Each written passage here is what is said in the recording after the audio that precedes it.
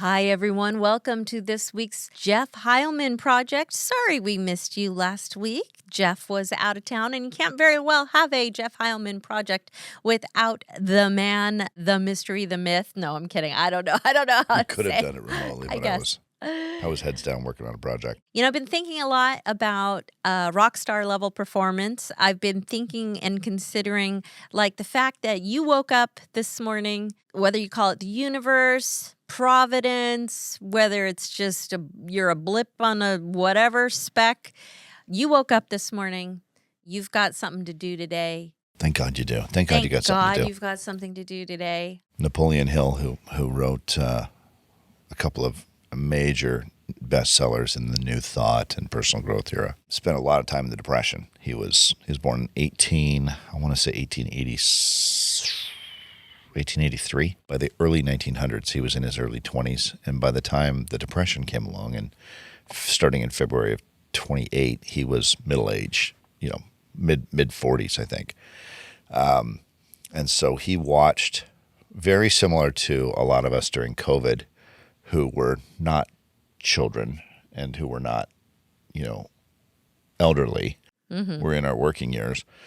You look at COVID, and then you look at the stimulus, which is that you have this pandemic, which, supposedly is responsible for lots of deaths. Like if you look at the death certificates and by numbers and stuff, it's kind of the people that would have died anyway died according to COVID. And we saw, with the people that we know personally, who had family members who died of non-COVID related issues that had death certificates that were changed to COVID because of more funding. So seeing this, okay, people are getting COVID, and I got the COVID virus myself, and it was pretty rough. But seeing the mass hysteria associated with it that just took this country, and I mean all countries just took them out at the knees. Granted, not speaking to the people who lost loved ones about whether or not their loved ones, their lives mattered. Of course they did. But I'm talking about the mass hysteria for the vast majority of people who remained. It was mass hysteria for the most part for a really long time, months and months and months of people just absolutely terrified. I think my favorite example of that is people driving alone in their car with COVID masks on. I think that's probably one of the most fun examples, that they're afraid of catching COVID from themselves when they're alone in their own vehicle. When you look at the mass hysteria associated with the Depression, you look at the way that groupthink kind of perpetuates into this mass hysteria. And obviously, not everybody during the Great Depression lost their job. A large number of unemployed lost their job, but not everybody lost their job. And yet, when you look at the way that people write about it and what they think about, and what Napoleon Hill observed was that mass hysteria around any kind of pandemic, which there was a pandemic during his era too, 1919, I think, that lasted about a year.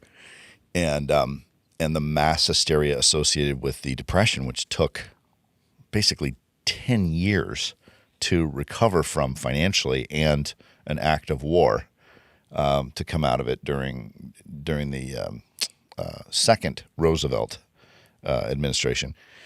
You look at that and you think, my goodness, like it's really important to consider what Napoleon Hill said, which was people who feel like they have to get up and go to work are in a far better situation than people who are forced by circumstance not to work because of mass hysteria and mass unemployment. And so the fact that you've got something to do today, thank God you do. Thank God you've got something to get up and go to do. It may not be what you want to do. It may not be paying you as much as you would like to be making, but thank God you've got something to do today when you get up and get out of bed. That's right. And what brought this topic about was I've really been thinking a lot about, okay, so the director calls us to action. Like, you imagine the clapboard clapping is you opening your eyes. Okay, so you've been called to action. And the best actors in the business, the Clint Eastwoods, the Tom Hanks, the, whoever it is, Will Ferrell, if you like comedy, the best actors in the business are able to create an environment or are prepared to be able to get their their act done in one take. It costs money to do multiple takes. It costs time to do multiple takes. If you are a director and have somebody like a Clint Eastwood who can get it all done in one take, then you're a happy director. And so, I was thinking about like, okay, so if I've been called to action, I woke up this morning, I've got this day, and my goal is to get through the day in one take. Like that to me means I want to make as few errant mistakes as possible. Like I really don't want to find myself lost at any point in my day going, how did I get here? Or, oh man, I let myself wander for, I let myself doom scroll for 3 hours and now I've never done that. And so my 3 hours. I'm like, that's like a jog. I've had like 17-hour doom scrolling days on a Sunday to where if my show isn't on, if Sunday Night Football isn't on until 5:30 p.m. and I wake up at 2:30 in the morning, I'll just make do. Yeah, right. Well, so what today's 3 hours topic is about jaunt. being able to perform at an elite level, at a rock star level. It takes rock star level preparation. And what would being a rock star look like to you? Like what would be if you were able to sit down the night before and plan your next day and you could put everything in it that you just knew, if I could do this, I would feel on top of the world, and you could write that schedule down. Today's podcast is about encouraging you to take a minute and think about tomorrow, think about your schedule, and really put in the things that are in it that would make you feel like you were a rock star, because rock star level performance requires a rock star level effort. And so if you're going to have... it also requires a rock star level preparation, a rock star level state. Exactly. A rock star level identity, a rock star level rehearsal. I mean, if you think about what does a rock star do all day, right? They're not performing on stage all day. No. They probably perform on stage, and they're not doing if they're really good, right? They're not doing setup. They're not tuning their own guitars. No. They have a guy, John Mayer just has a guy just go, here's your perfectly tuned guitar, either in open tuning or G tuning or in traditional tuning. Here it is. It's done. It's perfect. It's already done. And when do you ever see a rock star tuning their guitar on stage unless they're an opening act trying to make it look cool, like yeah, maybe I don't know. Right? I guess I think but they're always into. They don't set up. They don't do sound check. They don't do any cables. They don't lift anything. They don't tune anything. They aren't writing any songs because the songs are already written. They're not prepping a set list. The only thing they do is get up and sing and perform and work with the crowd for maybe 2.5 hours if they're really killing it and have a. So, like in corporate America, if you know that you're gonna, like tomorrow, you've got commit calls, you've got all this stuff going. What I'm presenting to you for today is what is it that makes you feel like a rock star, so that you can go into those environments and perform like a rock star. So for me, for example, right now, I feel like a rock star when I wake up early. I feel, because then I can go, dang, man, you did that. Nobody else is willing to do that, but you did that. You woke up early, you're a rock star. I, right now, have about 3 hours in the morning that I commit to working out before my day. That makes me feel like a rock star. And you've been doing that. How long have you been waking up at, let's call it 4. Oh, well, I've been waking up at 4 for a couple of years now. Yep. But not always to work out. It started out in baby steps. Like I started waking up at 4, and every morning that I woke up at 4, that was it. That was enough. That made me feel like a rock star. But then it's interesting because the more consistency that you apply to something, then the variety ends up coming, because you're like, oh, this is starting to get a little boring. And so you add something to it to make it continue to be a little more interesting. So the walk that I'm in right now, it's waking up early makes me feel like a rock star, like I've achieved something. I'm already waking up feeling like a badass because I've done something. So that's pretty cool. When you can wake up that doesn't always make me feel like a rock star. Waking up makes me feel like a rock star. doing my Peloton time Yep. makes me feel like a rock star. So all in all, with my Peloton practice is about 90 minutes of Peloton through the various different classes. And then reading, I read for an hour every morning. That makes me feel like a rock star. And then going out now, I've just recently added, in the last 2 weeks, I've added running every morning, Monday through Friday, which makes me feel like a rock star. So my rock star block is from 3 until 7 in the morning. That is my rock star. That's my golden hour. That's my rock star block. And if I can successfully achieve that block, not only do I know I'm a rock star, I feel like a rock star, and I know that throughout the day I am able to present and perform at a rock star level performance. So my question then to you, and to you, Jeff, or to whoever's listening, is what is it, if you could just sit down and be like, man, I'd really feel like a rock star if I finished reading the Odyssey. I'd feel like educated. I'd feel like I'm smart. Like, so then you write that down. Like this is what would make me feel like a rock star. Or maybe you want to, wake up and read your Bible or do some meditation. Maybe you want to do yoga every morning. And you put that in your block and you're like, man, I'd really feel like a rock star. I'd really feel like I was hitting it out of the park if I did this one thing for 20 minutes every day. I added recently, just this week, I added taking the kids for a walk after dinner around the block. All of us okay, we're done with dinner. Yep. Let's get up and let's go for a walk around the block. That, I'm not there yet because I've only done it once this week, but I just know in my heart that I would feel like a rock star if I took my kids for a walk around the block every night after dinner. Sure. It's healthy. It gets us outside. We get to giggle and we get to get the wiggles out, and we get to spend a little more time together as a family after eating dinner. Make me feel like a rock star. So that's what today's topic is. That's what I would hope that you guys could think and talk about. Maybe put it in the comments. What makes you feel like a rock star? What makes you feel like accomplished? Feel like you're like a rock star?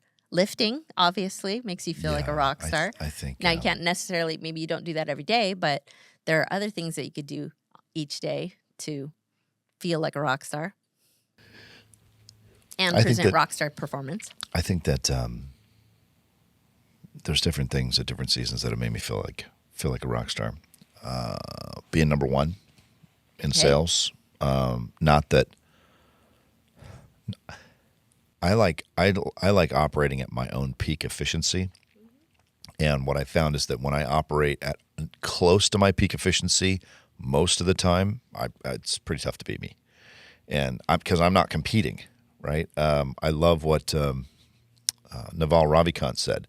He says, if I'm working 16 hours a day at something I love, and you're working 10 hours a day at something you hate, how are you ever going to catch me?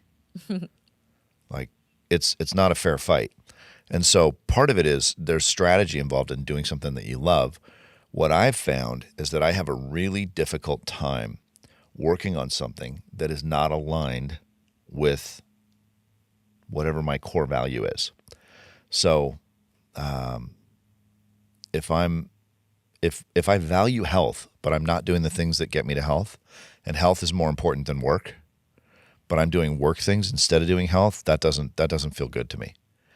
But if I'm spending 2 or 3 hours a day at the gym and 2 or 3 hours working instead of no time at the gym and 6 or 8 hours working, I'm going to feel better, and I'll do more, and I will push myself harder. I'll rest more. I'll be better in tune. So I think that if somebody were to say, all right, hey, Jeff and Jessica, you guys have a couple hundred followers on YouTube and you've been doing this for 3 years, and you've been students of life, albeit probably a C student of life for most of my life, but I have been a C student of life for 30 years since getting out of school. What does it really take to feel like a rock star? I would say it takes identifying what your key values really are. Number 2, prioritizing what those key values really are. Number 3, figuring out what the minimum viable product is for those values to be adhered to, and then doing the minimum viable product to adhere to. So like prayer, or just acknowledging God's presence throughout my day by being calm, spending time in prayer. Do we have to go to church every week? No. Do we have to read our Bible 2 hours every single day? No. Do we have to memorize all 3x5 cards? No. But if you're present with God and you're calm, you're going to want to do those things, some preponderance of the time. If that's a value. So let's say faith is primary value. Are you getting some consciousness of God and his creation into your daily walk or your daily life? If it's 10 seconds, that's fine. It's just if that's the minimum. Next for me is health. And so I hate going to the gym. I've always hated going to the gym. I don't like exercise. I don't like being exhausted. I don't like hurting. But I don't like feeling like a piece of trash 168 hours a week when I don't do it. So it's the lesser of two evils. So I do the minimums. And for me, the minimum right now is working overtime, as you said in your video. Like sometimes I need to do some overtime. And overtime for me is lifting every day. And if you just lift every day, I loved what you said earlier. You were like, if this is your full-time job, then you don't have to force yourself into, right? Well, if I'm out of shape, then lifting is my full-time job. And then I get paid to lift, and then I do the selling for free. Yeah.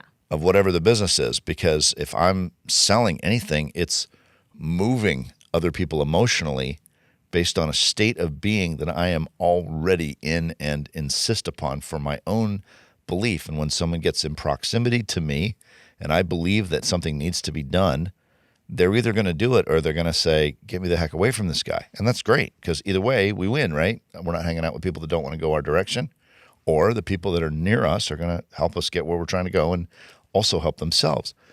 So, but you got to have health in order to do that. And then third is order and structure. Now, you and I order and structure our days in different ways. I order and structure my days based on an algorithm that's a yes-no algorithm. I either know what the biggest constraint is or I don't. And if I don't, that's the biggest constraint. Figure out what it is. And then once I know what the biggest constraint is, I either have the energy to do it or I don't. If I have it, I execute on the biggest constraint until I run out of energy, attention, focus, dopamine, whatever. And then I go back to the drawing board to recover. It's very simple, and I do it all day, every day, from the time I wake up to the time I go to bed. You prefer a more time box approach, and I'm not saying one is right. We both do it differently, and we both have success. You have lost a tremendous amount of weight. You have a tremendous amount of discipline with the children.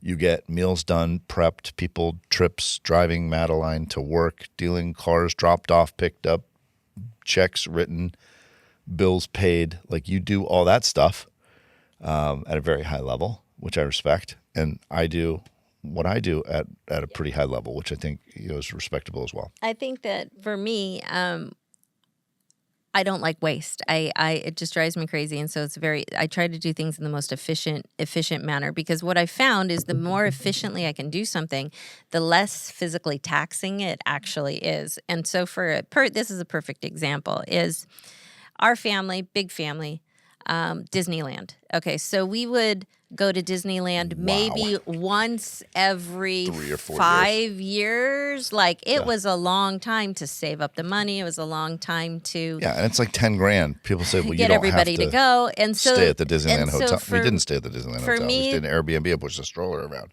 For me, the mindset was, I don't know when I'm ever going to get to come to Disneyland again, because this is how few and far between the trips were, that I've got to wake up at, I got to be there when the gate opens. I got to get every single ride. I got to get meal. I got to get show. And so that was the origin of our Disneyland experiences. And I can remember this one time, man, we had saved up for so long. It had been a long time between we go to Disneyland. I didn't know anything about checking websites about what rides were open or not. And I remember getting there, and the Pirates of the Caribbean was closed for the refurbishing for the fall, and they close it in order, whatever. It was closed. Get ready for October, right? It was closed. And I thought, I didn't know, like we had gone paycheck to paycheck. You can't close my favorite We had gone ride. paycheck to paycheck for so many years that I had no idea if we would ever get to go to Disneyland ever again.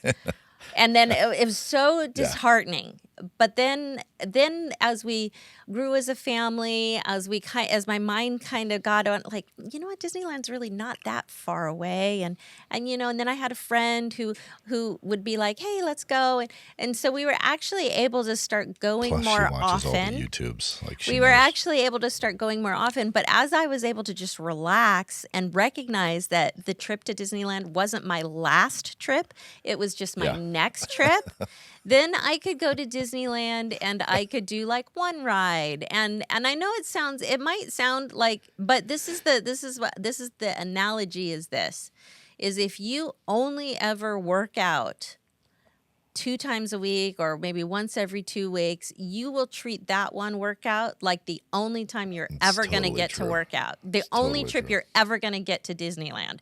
And you're going to do bam, bam, bam, bam, bam, bam. And you're going to hate it you're going to be so sore the next day. It's going to actually keep you from wanting to go back. And it's going to become a whole thing. But when you just adjust just a little bit, and maybe you start looking at it like we look at it, like work. Like, this is our full-time job, is to actually be in shape. This is my full-time job is to take care of the only body that I've got. This is everything else is just what I get to do. This is what I need to do in order to stay to stay alive. And then you're like, well, if I'm going to, for example, running. Everybody says you can't run every day. You can't. Well, you can't run every day if you're going to go bam, bam, bam, bam, bam. I got to get my run in. I got to do this. I got to do it the fastest time I got. But if you know you're going to run again tomorrow, and you know you're going to run again the next day, and you know you're going to run again the next day, and you know you're going to run, let me tell you, 1 mile's enough. And then maybe then you get up and you go run the next day and you're like, I feel pretty good. I can maybe do 1.5 miles. 1.5 miles is enough because you're just going to get up and do it the next day.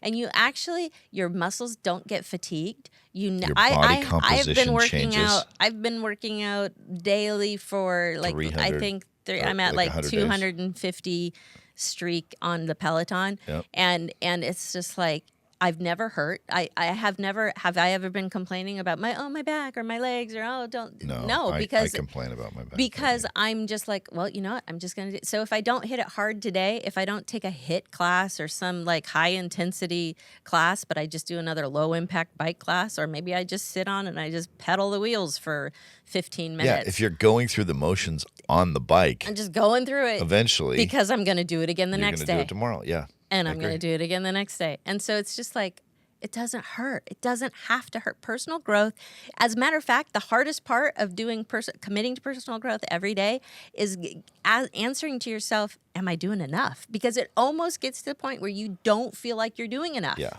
And that's when you know you're training right, because you're hungry to come back for the exercise tomorrow. Or like, you're like, is it even, because it doesn't even feel like you're doing it. Like, I don't know. Did I do enough today? You're going through your mind going, what are the normal checkpoints? Oh, I hurt. Then that must mean sore, I'm doing enough. I'm exhausted. I'm hungry. Then that must mean I'm doing enough. Yeah. I can't get up off the couch. No. If you actually can get to the end of your day and have had accomplished a workout and you're asking yourself, did I do enough today? Yeah. I don't know. Then, what would happen? Enough. And so this is the premise that came from. I need to really take this and put it into reels, and let's do a series on this. But I have changed. The 8 months without a regular job has totally changed how I look at success, life, what needs to be done. And don't get me wrong, like, I still need to get a job. We can't live like this indefinitely at present. But to be able to go from working 60 to 80 hours a week for 30 years straight, no breaks, no vacations really, no sabbaticals. The only time that I spent out of work was spent looking for work because I didn't have the cash on hand to manage it. And to literally take 8 months to just totally decompress from a terribly toxic situation. I'll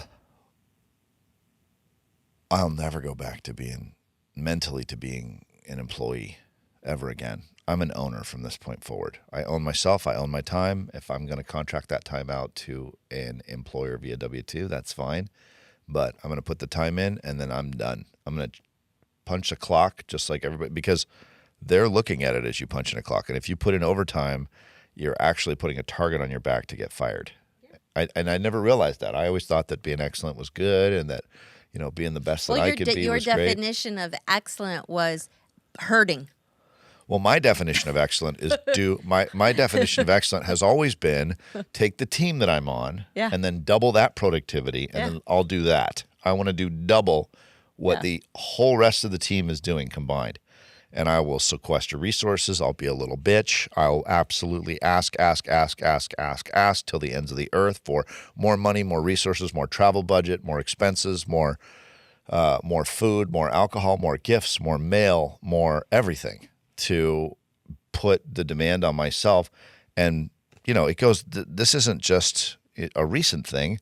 When I was at Perfigo, I did 57% of the revenue of Perfigo in 2004. That was kind of the first rock star year that I had. And I was doing it in the office in San Francisco, where I had 100-mile commute round trip in traffic, which would take on average about 2.5 to 3 hours a day because I had traffic on the way back. But it's 100. I'm exaggerating. It was 96.5 miles round trip. Sorry. Don't want to exaggerate here, but it was 2.5 hours, and I would literally teach myself networking principles, VLANs, /30 subnet protocol, how that all worked, with 3x5 cards on my drive home on the dome light after working a 10-hour day in the office, sometimes 12, and then drive 3 hours home. Sometimes I wouldn't even go home. I would just pull over at Stanford and camp out in the seat in the truck and take a nap and get up and go back to the office and be back in 5:30, 6 o'clock again. But I did that for a year, and I produced 57 or just shy of 60% of the revenue. And the other 6 salespeople made up the remaining 40%. And then I did the same thing at Cisco, and the same thing at Oracle, and the same thing at Intel, and the same thing at IBM.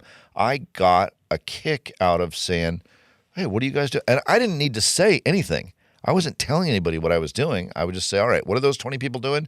All right, double that, and then that'll be my goal. And the thing that I think that what you would recall and at looking back at that was you had in each of those positions developed a checklist. And we've talked a lot at length. We've talked a lot at length. The consistency that you put in and the checklist that you had from being able to formulate, which is what we started talking about this podcast I had with, mental problems was you had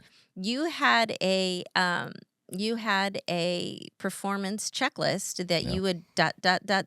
and you were consistent with it. You had your rock star. You had already graphed and drafted your peak performance checklist to go throughout each day, and you were executing on it, and you did it day in and day out, which is why I am confident in when I say this is what makes me feel like a rock star, this 90 minutes of Peloton a day and reading a day. If I can just do this one block of what makes me feel like, not the whole block of this is what I need to do my whole day and I need to do lunch at this time, and one block of focus, which is the block that's going to make me feel like a rock star, the block that's going to give me what I know I need to go out and to be able to execute throughout the day. Then I will be creating, as Ed says, big energy. I will be creating big energy in me, and that big energy, Ed Milet. That big energy will carry me throughout the whole rest of the day. And for some people, rockstar peak performance could be just walking 15 minutes a day. Oh my gosh, think about that. If I have so many people, so many friends in church that I pray for their health, that, oh my goodness, what 15 minutes of walking every day would do. Just 15 minutes, is that enough? Yes, 15 minutes going outside and walking, 15 minutes on treadmill walking a day is enough. You don't have to put in 90 minutes and weight lift and do all this stuff. Yeah. Just get started doing people are something. Scrolling 6 hours a day. I know. Scroll while you're walking. You can scroll while you walk. Exactly. If you scrolled while you walked, you would lose all your excess weight in a year, I guarantee you. Yeah. And I have excess weight, and I'm not walking because I'm doom scrolling on my phone 15. I mean, I'm talking 15 hours. 15 hours on a Friday, Saturday, Sunday. That's I've had weekends where I've spent 50 hours in a weekend on my phone. She's not arguing with me, folks, because it's the truth. Hence me having to have a schedule. Yeah, but what if your full-time job was walking? Right. What if your full-time job was walking, and as soon as you got your 2 hours in every day, you were done? And people could say, "Oh my God, well, I have to fit it in my job." If you bend reality with your mind, which is what we're talking about here. Yes. First, you have to bend reality with your mind. Then reality actually bends, and it says, the quote from Claude M. Bristol's pamphlet on how he got out of the Great Depression in the private equity venture capital business in Portland, which is like a tier 7 town. We used to live there, and it's how anybody makes their house payment is beyond me.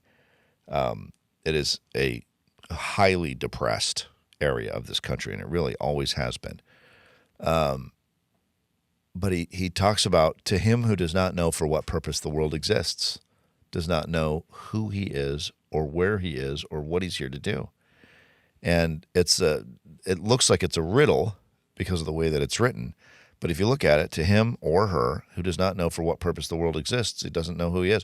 In other words, if you turn it around and make it the positive side of that, you would say that somebody who understands who they are as a person and they have their identity clear, which is why WinStack, the number one thing in WinStack is identity.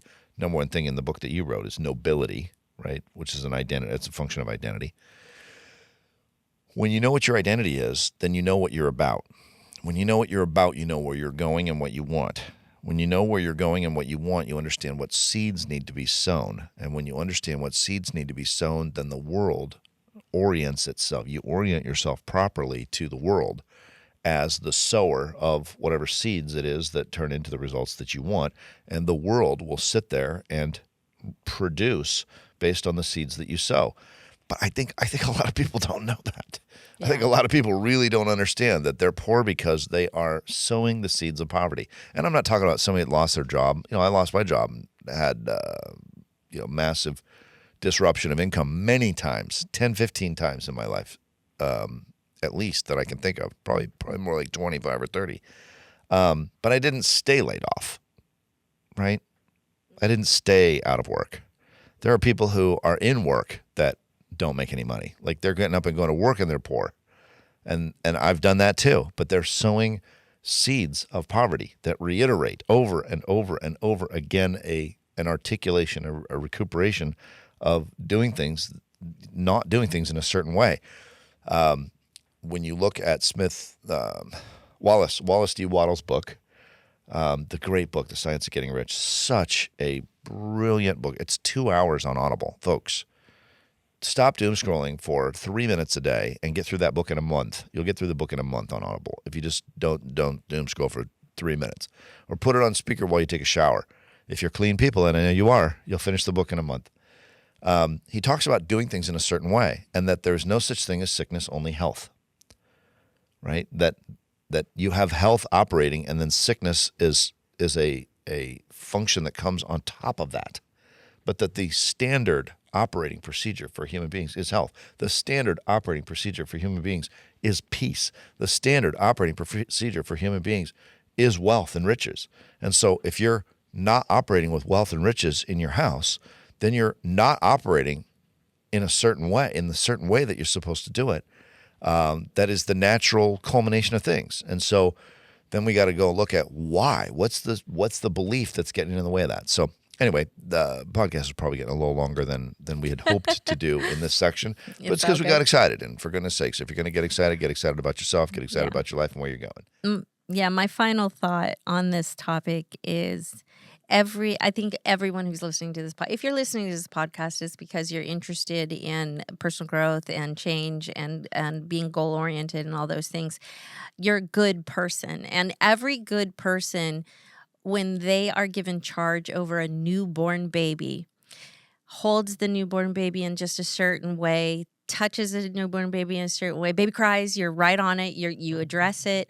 Baby's hungry, you feed baby. So you're a good. You take care of a newborn baby. You don't even have to. It doesn't even have to be your baby. No, you will take care, and you don't. And you don't need to be male or female. No, you will take care of the baby. A dude that knows nothing about babies sees a baby crying could see a baby, like watch Three Men and a Baby, right? You could see.